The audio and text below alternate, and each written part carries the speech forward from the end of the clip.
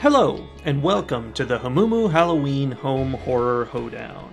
I am your host, Mike Hommel. And I'm your other host, Solely Hommel. And we're going to take you through 31 scary movies through the month of October, like we do every year. But for the first time this year, we're going to do it entirely in audio format. We like to mix it up every year. One thing you need to be aware of is that we will be employing a truly ghoulish number of spoilers throughout all of these reviews.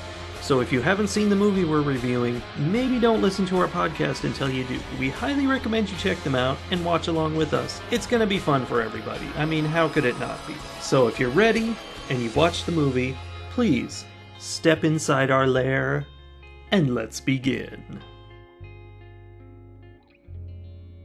So the movie we watched today was Devil's Tree, Rooted Evil from 2017.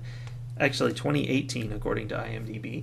It's not rated, which is why it has, no reviews. It got a 5.0 on IMDb and no ratings on Metacritic or Rotten Tomatoes. So, not a well-known film. This was your pick. It was. I chose this from the list of scary movies that were recommended to us by Amazon Prime. Well, they really know us, don't they? They do. I have to say, these months of horror movie reviews really do a number on our recommendation lists. Yeah, they do. Yeah. So I picked this one after yesterday's kind of neutral movie. I wanted to pick something that was actually a horror film. I was going for horror. So I was strongly considering this one. It looked scary from the picture. What really got me is that somewhere in the description it said, "The actual tree still stands today." Right. And so once I knew that this movie was based on a real tree, I had to see it. Yes, based on a true tree. Based on a true tree. Devil's Tree, Rooted Evil is the story of a couple of journalist students, and they have an assignment. The woman hears about this scary tree that is in Port St. Lucie, Florida, and they're debating whether to cut it down because it's evil. It's people think it's clearly evil. Terrible things happen around this tree, and of course, chaos ensues. Of course. But before the chaos ensues, let's go right to the beginning of this movie. What's the first line? So the first line comes way into the movie, actually. There are some text, there's some text that comes up, which I didn't count as a first line. I'm going to be a purist. First line is first spoken line. There was a lot of just footage of a kid being carried through the forest by, I call him a lumberjack in my notes.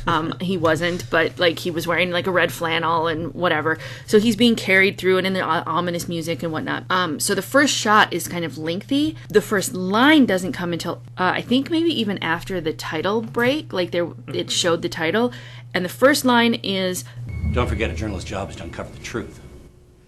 Not to give his damn opinion!" Mm-hmm. And then, class dismissed. Yeah, I think that was the whole class. I'm pretty sure it was. Yeah, and that beginning is immediately followed by stealing a kitten off the street, which has no bearing on the story at all. It's just in there. Yeah, okay, so Chekhov's gun, that's right? Chekhov? Yeah, okay, so Chekhov's gun is a thing that I reference a lot when I'm talking about, stories and plotting and whatever. And I feel like in a horror movie, if you're going to find a completely innocent little black kitten at the beginning in Act 1 of a horror movie, then that little black innocent kitten should be sacrificed to a demon in Act 3. Or something. Something terrible should have happened to that kitten. Kitten lovers, spoiler alert, you don't have to worry, the kitten's fine. Yeah. Although he disappears about halfway through the movie and we don't ever see him again. I thought he came back at the very end, but now I don't remember that, so maybe not. Oh, I was thinking just now that part of, the whole thing, this movie has a whole series of, sort of random and kind of unrelated scarinesses that are, basically this tree is evil, so just kind of random evil happens around it. Mm-hmm. I'm wondering if they put the little kitten in there so that a black cat was crossing her path, which is stupid, but it's possible. It is possible. It was cute. It was super cute. But, I mean, So the kitten and her, like, this is my kitten now, Yeah, it's somebody's cat. Was very indicative of the whole, like, the speed with which things happened in this movie. Like, I mean, I get there's a certain amount of time, but I think there's some people, when they're telling a story, they're like, we only have 2 hours for this movie, so we have to make everything move really fast, and they forget that it's not, like, real time. So I felt like everyone jumped from thing to thing to thing so quickly. Like, they had all these quick changes from one thing to the next. Like, the guy falls down, and then 4 hours later, he's possessed in front of his kitchen sink. Like, really? Like, I feel like things, like, they could have had more time. They could have stretched it out a little bit. But the, like, oh, I found a kitten, briefly looking in both directions, like she's about to cross traffic, and then she's like, oh, I guess this is my kitten now. There's nobody around. Like, that's it's it. fine. That is how the whole movie felt to me. Like nobody really was doing a lot of research or spending a lot of time or having to actually experience anything. It was just bang, bang, bang, bang, bang. Well, and that speed is indicative of how the movie was put together. There are huge grammatical errors. In every piece of written text in this movie, there's terrible grammar, and you can tell sometimes that the actors were given lines that also were illogical, but they kind of tweak them because they're just talking, so they turn it into normal speech. But sometimes they couldn't quite swing it, and there's just some weird ones. Ooh, did you write down the one about the victims of the murderers? What if you're right and something evil is there and has trapped all the victims of those who've been murdered? Okay, so another example of that, and also relates to the kitten, interestingly enough, is my favorite line of the whole movie. Ooh, I have one too. Which comes fairly early on, and it's possible that there were some other really good lines too. I mean, there were, but I really liked this one just because it was so, like, illogical. So she decides to go look at the tree, right? She wants to go see this haunted tree. And she's standing there, and of course, the cicadas are loud, and she's feeling this, oppressive, whatever. And the park ranger shows up and says, "Excuse me, miss. You left your car running, and there's a kitten inside." And I'm like, what?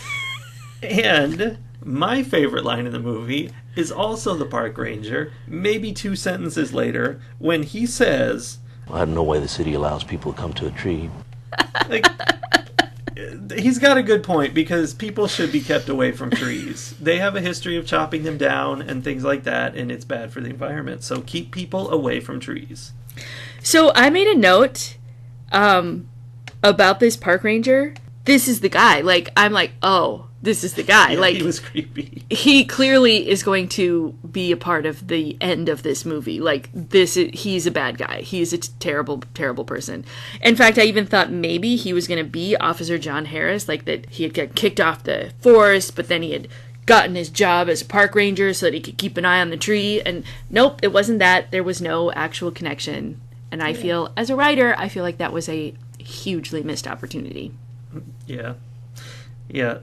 What they didn't miss out on, and I think is kind of counter to your theory that the movie was really fast, moving from one thing to another, is that they did not let us miss a moment of the intense Googling action. They Googled stuff. There had to be 5 separate scenes of things being Googled in this movie. It was mostly her, though, because at one point definitely. I was like, he even said, you'll have to look that up. And I'm like, what? Is your phone broken? Like, look it up yourself. No, she was a serious Googler. She was. Which is realistic. I mean, in real life, anything you want to know, that's what you're going to do. I mean, to be fair, she was the journalist. He was the cameraman journalist. Yeah. /chef. /chef. /crazy guy. Yeah. We were going to talk about personal connections in this movie. Did you have a personal connection to this? I have a really dumb personal connection. First, I want to say that in this movie, every time they went to the park, they would pull up in their cars, and this movie had so many shots of cars pulling. It was weird. I've seen other movies that show way too much driving, and this doesn't really do that. It's just like, for some reason, they're in their cars all the time, or just getting out of them, or whatever. Really strange. There was a lot of, I've just parked. Yeah, lots of that. So the point of that, well, I still haven't gotten to the point. The sub-point is, when they go to the park, they would park on the grass, in the park, with visible blacktop right behind them. So that it's like they were pulling up from the parking lot onto the grass and going, well, this is where I am now. Florida. That is serious Florida. So, my connection to this movie is when they were doing that, I would see, they have those grills that are for public use in parks. They had some of those sitting there and like little wooden signs and the trees and the grass. And when I saw all that, immediately I was picturing when we went to Kauai and we would go to the beach and, you kind of park off. In that case, you park on non-blacktop, so yeah, but that's because the only parking spaces are like the curb of the road that's barely wide enough for a single car anyway. Yeah. And we parked there, and it just reminded me of that, of the beach parks in Hawaii, which is a total non-connection, but it is the personal thing I thought of when I saw the movie. That's interesting. Do you have a personal connection with this movie? Yes. So one of the most unrealistic moments in this movie, and I wrote that about halfway through, and I stand by it, even given everything that happened at the end. That's impressive. Okay. So one of the most unrealistic moments of this movie is at that same time when she's visiting the tree for the first time, and of course terrible, scary things are happening. She looks down. A black snake is writhing across her feet. Hi, Aaron. And she looks at it long enough for it to like basically go all the way across her feet. And it is a long snake. Yeah. It's like 4 feet long. And then we get a shot of her reacting with a like, ah, and jumping back and scaring. Jumping back 1.5 feet. Right, like you would if a huge black snake suddenly went across your feet in Florida, right? Bad snakes live in Florida. So the unrealistic thing about that is I have lived in places where there are dangerous snakes. My body moves me away from the snakes or anything that sort of looks like a snake before I've even processed that it exists. Like I have had out-of-body experiences where I've suddenly found myself about a foot to the right of where I was once standing and wondering why, and then gone, oh, there's a snake over there. Right. Like, our brains are so hardwired to be afraid of snakes that you don't look down at a random, unexpected, potentially poisonous snake in a scary situation and just contemplate it for a few moments and then have a terrified reaction to it. Yeah, that was the problem with this movie, you're right. Well, I'm just saying, that was my personal connection where I was like, that is not how real life works.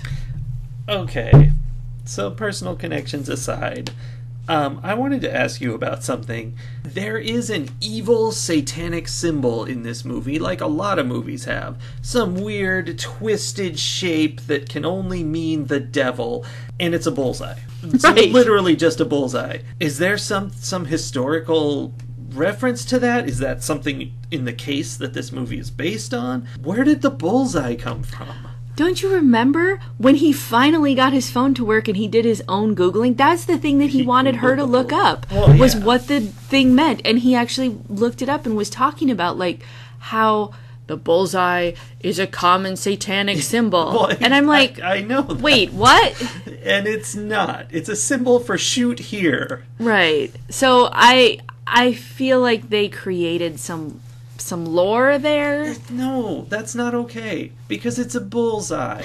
They could have done any weird shape, just like go up, go over, go down, slice across it. There's a weird shape. They didn't do that. They said it's a bullseye, and that's not okay with me. I agree. So, just an aside. Yeah.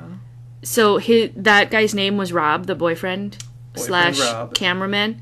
But I called him Captain Lampshade because anytime the writers were like, we know we did this thing and we want you to just accept it and move on from it and not let it bother you, he was the one who said things. Yeah, he has, I have a quote from him in the movie. Can you imagine if we're able to really find out what's going on here? Isn't that how horror movies begin? Yeah, exactly. That sort of thing. Captain Lampshade. Captain Lampshade. Well, let me ask you one of my questions. Okay. Did you find Samantha as annoying as I did? Okay, even from the very beginning, like she was talking on the phone while she was at the grocery store and like checking out. That's right. Like she was wearing that cut up 80s sweater hanging off of both shoulders to yoga class. I didn't actually notice that because I'm a guy. Parks on the grass. Yeah. Like she just, like, everything about her was super annoying. Or was that just me? I did not notice that. I mean, I think I can agree that she's annoying, but the problem is that character in every movie is real annoying. So it's almost like I didn't notice her as being exceptionally annoying, not above average. So then my other question, or my follow-up question there, is, did her traumatic backstory that was revealed at the end make her any more sympathetic to you? Did you like her better in any way after that? You know, what that backstory did for me is made me go, whoa, what are you doing, movie? Because that whole incest situation, that was too real for this movie. Like, it just did not fit in with what we were seeing. And I was like, that was probably the best made part of the movie because it was intense and unpleasant. And it was like, why is this in this movie? It's not appropriate. That's an interesting point. I hadn't thought about it, but I do agree. That was probably some of the better writing of the whole story. And yeah, I had the same reaction, though, that it was way out of left field and not really necessary. And it bothered me that that's what they jumped to when they're like, well, we have to have something traumatic happen to this woman so that she can relate to this boy who had a traumatic death. There are a lot of things that could have happened to her, and jumping immediately to incest as a child, like, no. It was just another example of poor writing to me. This movie was surprisingly gory. Lots of serious gore, and that was sort of, it was terribly done in some places, and some was good, like some really good makeup effects, but then they'd like just throw red paint on somebody and call that blood. I don't know. Very cheaply done. Anyway, whatever it was. Gory movie. For sure. But several times I made notes about how proud they were of their gory makeup. Yeah. Like, some of their, like you said, some of their special effects were super cheap, but when Officer Harris killed himself, that was a lot of screen time for a mangled up face, because they were like, look at what we did. We made this awesome mangled up face. Yeah. And later, too, when they eviscerated the boyfriend, when they were talking about Natalie's story, that they were all excited about, like, the parts that they had falling out of him and stuff, because they showed it a lot. Speaking of the blood pouring out of the boyfriend all over the girlfriend, red paint. At the end of the movie, Samantha jabs her boyfriend with a pointy stick. Blood sprays out of him all over her while he's on top of her. It's like, it's clearly a mirror image to the ritual done earlier in the movie. I'm like, oh, this means something. No, it meant nothing. That's what's wrong with their writing. They couldn't be clever enough to be like, let's connect this to that. No, let's just do, a satanic ritual is scary, let's go with that. And then later, if she stabs somebody, blood's going to spray, and that's gory, so let's do that. They didn't even realize that they were making a connection. Yeah.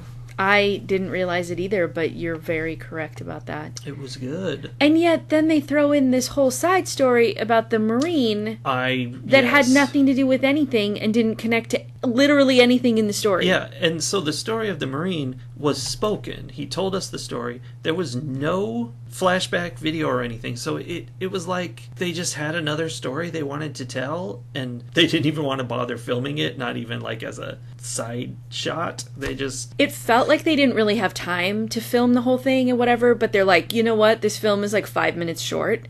Just like tell us a story for just real quick. Tell us a story. So while we're talking about that, because that was the Marine was the craziest haunting that these paranormal professionals had experienced. Can we talk about this paranormal team for a minute? They were very talented. Okay, but how talented could they be if they are based in Miami and they've never heard of the most haunted tree in all of Florida? Well, I mean, Samantha had never heard of it, and she lived right next to it for 15 years. She's not a paranormal professional. Oh my gosh, people. It's about standards. It is. That's definitely about standards. But this team, the great thing about this paranormal team is that they had the technology that no other paranormal team has. They had ghost radar. Literally a radar screen like you would see in air traffic control. There's still multiple entities on that radar? They're disappearing one by one. And there apparently is a red dot. And I'm like, what? What? Yeah. But red dot was like their term for big bad guy, you know, Well, high, there what did was they a call red them? dot. Lower vibrational entities. That was their like code name for them. But it was also an actual red dot on the screen. Yep. And it came across as kind of ludicrous. It was ludicrous. And speaking of ludicrous, let's skip all the way to the very, very end of the movie. During the credits, we got to see the real deal. Or that's what they said. I wonder. There was footage. There were, footage of the actual paranormal medium communicating with Benjamin. Yeah, and it's funny because in the script, they took her words and put them in the script. They changed them a little bit, but I mean, that was interesting that they did that. So, I mean, this was very much based on a true tree. Very much. So, but it was so silly. It was. And like small things, like I don't know, I feel like there are things that make a difference between I know how to make a movie and I have no idea what I'm doing when I'm making a movie. And one of those that came up multiple times for me during this movie was the fact that their lighting was never right. No. Like, oh yeah. Like the actual outside lighting. Like, okay, they had scenes that took place at night and they had scenes that took place during the day, and it's like they filmed them opposite. Like everything felt like day for night or night for day. Yeah. And it annoys me. I don't like when people shoot day for night anyway, but I get why it sometimes happens. They just needed to plan better. Like if they had just planned when they were this is going to be a night shoot. I know, let's shoot one of the scenes that takes place at night. Yeah, that might be an idea. That was a shocking moment in the middle of the movie when he cooks some food for her. She says, "Oh, you should be a chef." And then she eats, and then she gets up to go. And when she leaves, she goes, "Hey, thanks for making lunch." And we both went, "What?" Because we thought it was nighttime. Like, we have completely misunderstood this whole scene. Right.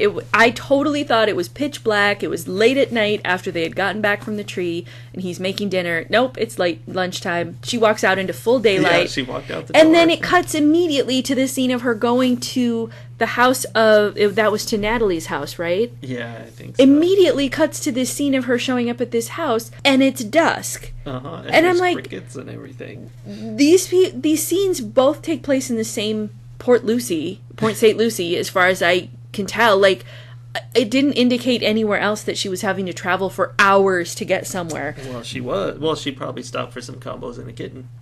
Probably. I think so. So, it very clearly states that Benjamin is the first victim of the tree. Yeah, this is a whole confusion. But then, Benjamin, the demon, speaking through the medium, says that he may be the young... how did he say it? That he's not the oldest. And he didn't mean oldest in terms of how, like, he obviously wasn't the oldest. He was 8 years old when he was killed. But that's not what he meant. Like, it clearly was trying to say that he's not the one that's been around the longest and, becoming evil longer. Yeah. But he was the first one. So what did that mean? Maybe he's so evil that he's a liar. Maybe. Actually, just in this very second, I'm wondering if maybe that was an actual demon speaking through Benjamin, speaking through the medium.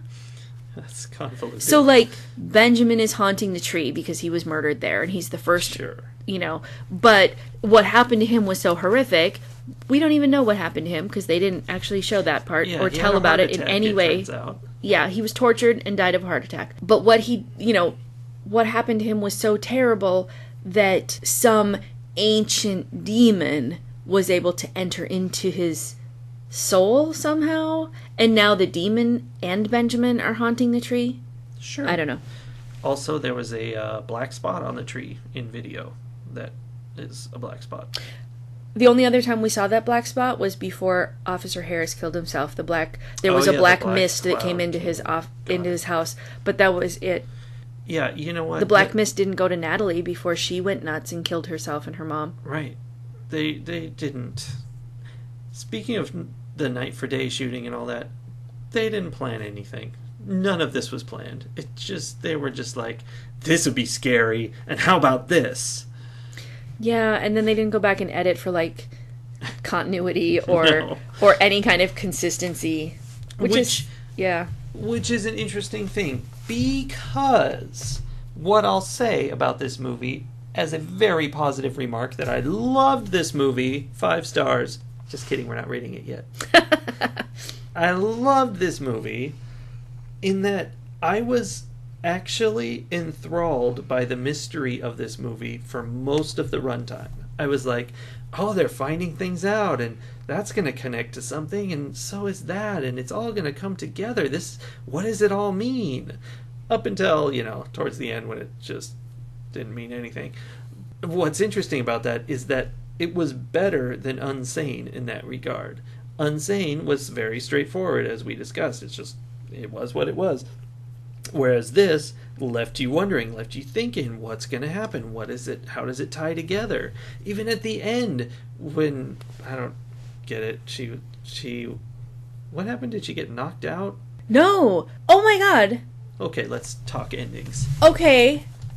I even said something at the beginning of this review that is completely false, because I was like, the park ranger wasn't part of the end. He showed up with his cross necklace and saved her from the demon, because this was actually a movie about the power of God.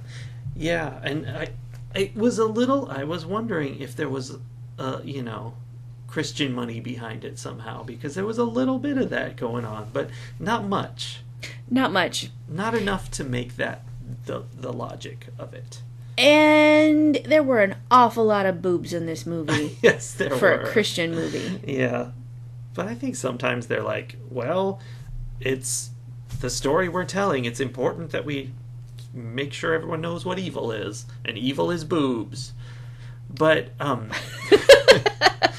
but, so at the end she got rescued, and then we skipped ahead to when she was living on the veranda in Georgia, and the little girl and everything. And that transition, I was like, okay, so now we're going to get a little more peace, and so I was even still hooked. They had me. And finally, when all is said and done, I can assure you that there was no reason for them to have me. It was stupid. So, which is worse for you? A straightforward movie where you know what's coming, and so there's no real surprises, but it's a fairly well put together, straightforward story. I mean, that's Unsane was straightforward, but well put together. It was well done. Or a shoddily put together movie that keeps you suspended and curious and engaged through most of it, and then just completely lets you down at the end. Well, I don't know if I should answer that or head into ratings to answer that. I feel like we're gonna go into ratings, but if you have any thoughts, I'd like you to keep them to yourself, Gloria. Gloria. Nobody wants to hear what Gloria has to say anyway. But she kept talking. She did not stop. Okay, so the next thing she said after "Don't talk, Gloria" was, "Well, the one thing I can tell you is..." He literally was like, "Don't tell us what you're feeling because I don't want to be, tainted by your thoughts." And she's like, "Okay, so what I'm feeling is..." Gloria, see what you feel at first, but keep it to yourself, okay? I want to try to use some of the equipment to start. Oh, no problem. I can tell you right now there are a lot of eyes on us. Keep it to yourself, Gloria! All right, what's your rating? Ratings!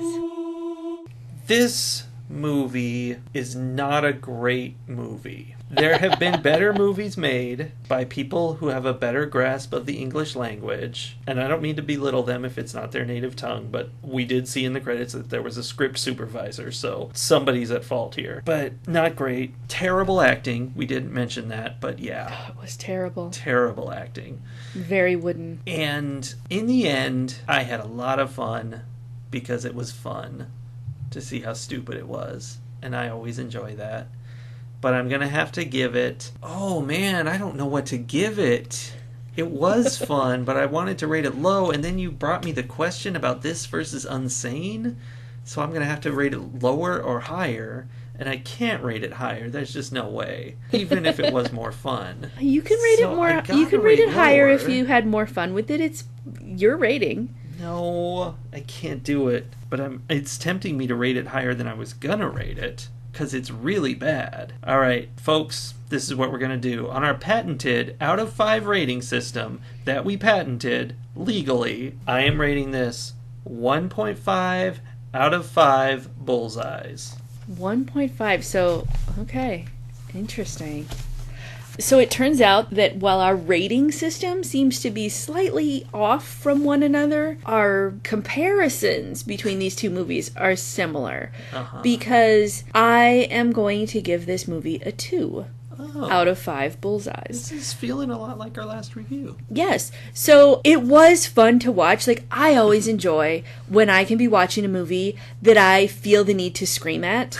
Like, Yes. like this, there were many times where I shouted at the screen. Like, I shouted, "Keep it to yourself, Gloria," several times. Gloria. I felt the need to communicate with the characters, and that's always fun and entertaining for me. Yeah, that's good. But one of the things I shouted at the screen was, "Show, don't tell." You know, any movie where there's a line that says, you know me, I'm not like that, but that's the only establishment that she's not like that in the whole movie, that's, so weak. And I really cannot cut a lot of leeway for how terrible, terrible, terrible this writing was. But it was fun to watch. So, 2 out of 5. But a 2 out of 5 that's like a watch this 2 out of 5, not a avoid this at all costs 2 out of 5. All right. Well, now you know that you don't need to avoid this at all costs, but maybe it's not great. Maybe it's not the best movie. It's not. All right. Well, that's it for today's review, and we will catch you all on the flippity floppity again, just like we did yesterday, when we review another movie tomorrow.